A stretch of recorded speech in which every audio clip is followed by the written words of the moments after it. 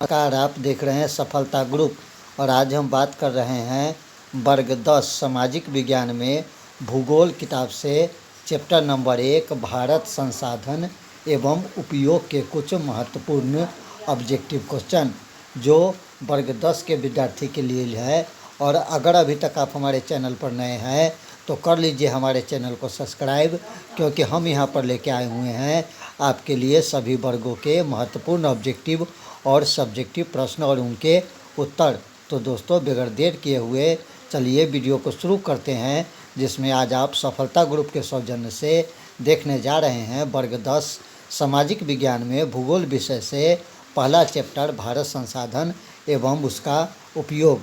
तो चलिए बगैर देर किए हुए शुरू करते हैं आज का हमारा पहला नंबर प्रश्न। हमारा पहला नंबर प्रश्न कहता है संसाधन को परिभाषित कीजिए।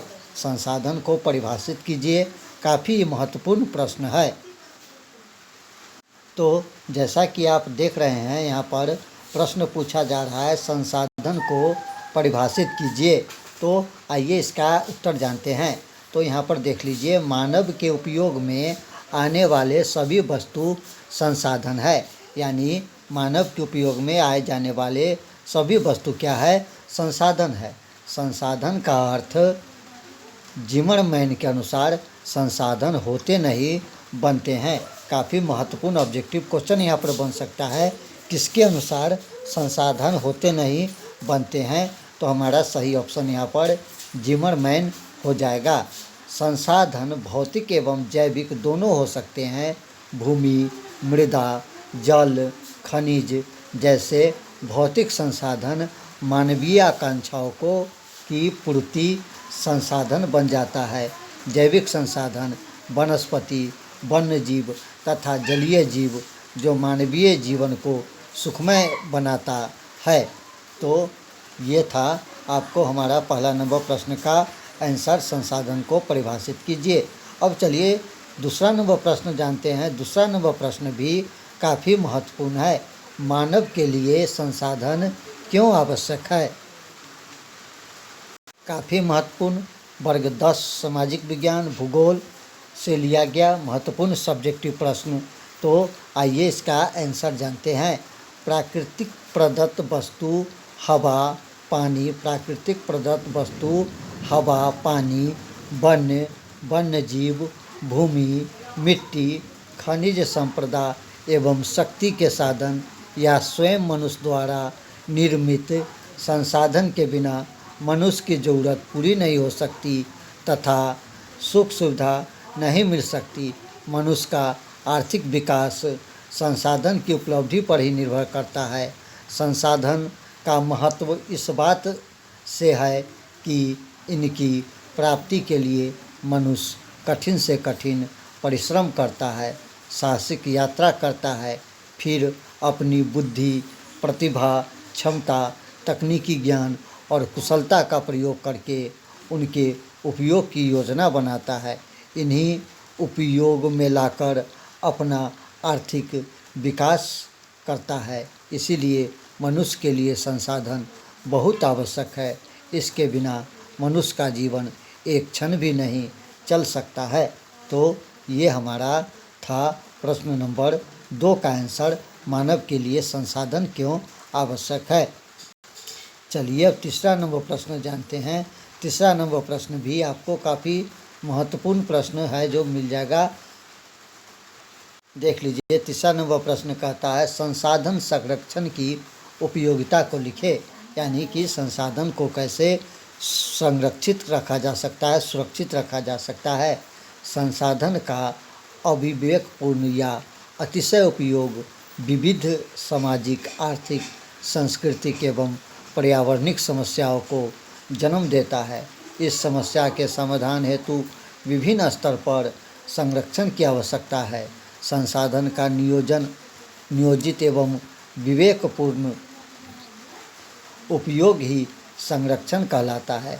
प्राचीन काल से ही संसाधनों का संरक्षण समाज सुधारकों, नेताओं, चिंतक एवं पर्यावरणविदों के लिए यह चिंतनीय एवं ज्वलंत विषय रहा है। वर्तमान में मेघा पाटेलकर का नर्मदा बचाओ अभियान, सुंदरलाल होना का चिपको आंदोलन संसाधन संरक्षण की दिशा में अति सराहनीय कदम है। चलिए अगला नंबर प्रश्न जानते हैं। हमारा चौथा नंबर प्रश्न भी काफ़ी महत्वपूर्ण है। संसाधन निर्माण में तकनीक की क्या भूमिका है, स्पष्ट कीजिए। भौतिक एवं जैविक संसाधन दोनों पदार्थ तकनीक के सहारे ही जीवन उपयोगी हो पाते हैं। यदि मानव तकनीक को पाकर ज्ञानी मानव बन गया, पर्यावरण में उपलब्ध पदार्थों को जनप्रिय तकनीक के सहारे जीवन को सुखमय बनाने में मानव सक्षम हो गया। जब सभ्यता विकसित होती है, सदियों से कोयला, पेट्रोलियम एवं अन्य खनिज पृथ्वी के गर्भ में पड़ा हुआ था, लेकिन उस समय के आदि मानव को तकनीकी ज्ञान का अभाव था, और जैसे मानव को तकनीकी ज्ञान का अभाव हुआ वैसे मानव ने इनका उपयोग कर लिया। तो चलिए 5वां नंबर प्रश्न जानते हैं। 5वां नंबर प्रश्न भी काफ़ी महत्वपूर्ण है। संभावी एवं संचित कोष संसाधन में अंतर स्पष्ट कीजिए। तो आंसर जानते हैं। संभावित संसाधन ऐसे संसाधन जो किसी क्षेत्र विशेष में मौजूद होते हैं, जिसे भविष्य में उपयोग में लाए जाने की संभावना रहती है, जिसका उपयोग अभी तक नहीं किया गया है, जैसे हिमालय क्षेत्र का खनिज, राजस्थान और गुजरात में पवन और सौर ऊर्जा का असीम संभावना है। संचित कोष संसाधन ऐसे संसाधन भंडार है जिसे उपयोग तकनीक के आधार पर प्रयोग में लाया जा सकता है। भविष्य की यह पूंजी नदी जल भविष्य में जल विद्युत उत्पन्न करने में उपयुक्त हो सकता है। ऐसे संसाधन वनों में या बांधों में जल के रूप में संचित होता है। अगला प्रश्न जानते हैं। अपवर्जन आर्थिक क्षेत्र किसे कहा जाता है? किसी देश की तटरेखा से 200 किलोमीटर की दूरी तक का क्षेत्र अपवर्जन आर्थिक क्षेत्र कहा जाता है। अब देख लीजिए 7वां नंबर प्रश्न कहता है, क्वेटा सम्मेलन कहाँ और क्यों आयोजित हुआ? तो आंसर जानते हैं। दिसंबर 1997 में पृथ्वी को ग्लोबल वार्मिंग से बचाने के लिए जापान के क्योटो में सम्मेलन आयोजित हुआ। 8वां नंबर प्रश्न जानते हैं। 8वां नंबर प्रश्न कहता है, नवीकरणीय संसाधन किसे कहते हैं? वैसे संसाधन जिन्हें भौतिक रासायनिक प्रक्रिया द्वारा नवकृत या पुनः प्राप्त किया जा सकता है, जैसे सौर ऊर्जा, पवन ऊर्जा, जल आदि नवीकरणीय संसाधन के उदाहरण है। 9वां नंबर प्रश्न जानते हैं। 9वां नंबर प्रश्न भी आपको काफ़ी महत्वपूर्ण प्रश्न है। जैव संसाधन की प्राप्ति कहाँ से होती है? जैव संसाधन की प्राप्ति जीव मंडल से होती है और इनमें जीवन व्याप्त होता है, जैसे मनुष्य, वनस्पति जात, प्राणी जात, मत्स्य जीवन, पशु साधन आदि। 10वां नंबर प्रश्न जानते हैं। सतह विकास किसे कहते हैं? तो आंसर जानते हैं। पर्यावरण के बिना क्षति पहुँचाए भविष्य की आवश्यकताओं के मद्देनज़र वर्तमान विकास को कायम रखा जा सके, ऐसी धारणा स्वतः विकास कही जाती है। यानी कहने का तात्पर्य कि जो पर्यावरण है, जो हमारा पर्यावरण है, पर्यावरण को बिना क्षति पहुँचाए भविष्य की आवश्यकताओं के मद्देनज़र वर्तमान विकास को कायम रखा जा सके, ऐसी धारणा स्वतः विकास कही जाती है। तो चलिए अगला नंबर प्रश्न जानते हैं। हमारा 11 नंबर प्रश्न कहता है, प्रथम पृथ्वी सम्मेलन का आयोजन कब और कहाँ हुआ था? तो देख लीजिए, प्रथम पृथ्वी सम्मेलन का आयोजन 3 से 14 जून 1992 को रियो डी जनेरो में किया गया था। विकसित एवं विकासशील देश के लगभग प्रतिनिधि ने भाग यहाँ पर लिया। 12 नंबर प्रश्न जानते हैं।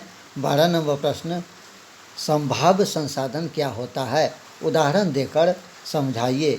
संभाव्य संसाधन वे संसाधन हैं जिनकी खोज तो हो चुकी है, परंतु उसका उपयोग नहीं किया गया।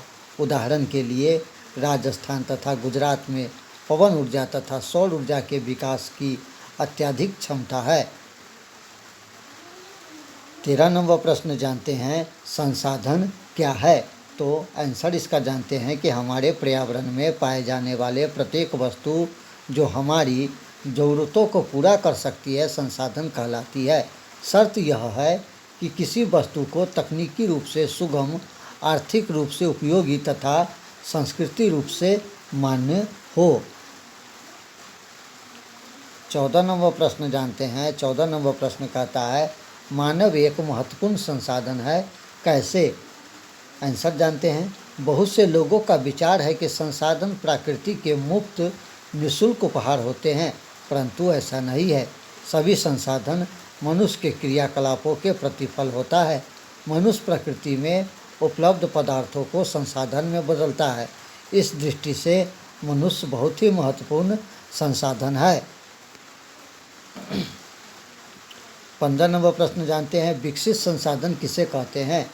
स्टॉक से अभिप्राय उन संसाधनों से है जो मानव की ज़रूरतें तो पूरी कर सकती है, परंतु मनुष्य के पास इनके विकास के लिए उचित तकनीकी का अभाव है। उदाहरण के लिए जल, हाइड्रोजन तथा ऑक्सीजन नामक का 2 ज्वलनशील गैस का यौगिक है, अतः यह ऊर्जा का बहुत बड़ा स्रोत है। हमारे पास इन गैसों को अलग अलग करने की तकनीक नहीं है।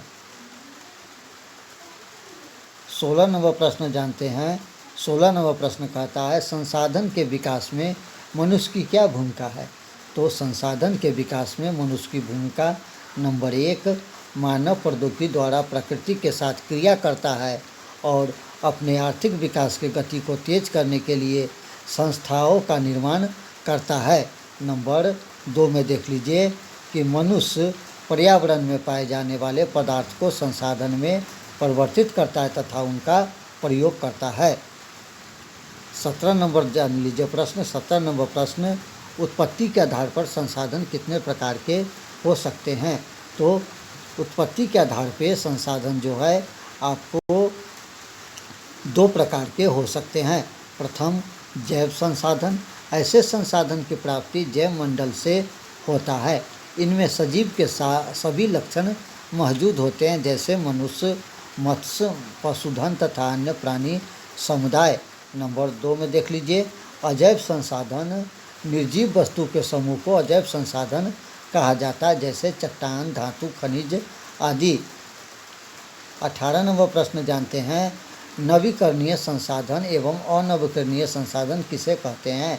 तो उत्तर जानते हैं, नवीकरणीय संसाधन वैसे संसाधन जिन्हें भौतिक, रासायनिक या यांत्रिक प्रक्रिया द्वारा पुनः प्राप्त किया जा सकता है, जैसे सौर ऊर्जा, पवन ऊर्जा, जल विद्युत आदि। जबकि अनवीकरणीय संसाधन ऐसे संसाधन का विकास लंबी अवधि में जटिल प्रक्रिया द्वारा होता है, जिससे चक्र को पूरा होने में लाखों वर्ष लग जाता है। इनमें से कुछ ऐसे भी संसाधन है जो पुनः चक्रीय नहीं है, एक बार प्रयोग होने के बाद समाप्त हो जाता है, जैसे जीवाश्म ऊर्जा। 19 नंबर प्रश्न जानते हैं। 19 नंबर प्रश्न, संसाधन के वर्गीकरण के विभिन्न आधार क्या है? तो संसाधन के वर्गीकरण के विभिन्न आधार निम्नलिखित है। नंबर 1 में उत्पत्ति के आधार पर जैव और अजैव। नंबर 2 में उपभोक्ता के आधार पर नवीकरणीय और अनवीकरणीय। नंबर 3 में स्वामित्व के आधार पर व्यक्तिगत, सामुदायिक, राष्ट्रीय और अंतर्राष्ट्रीय।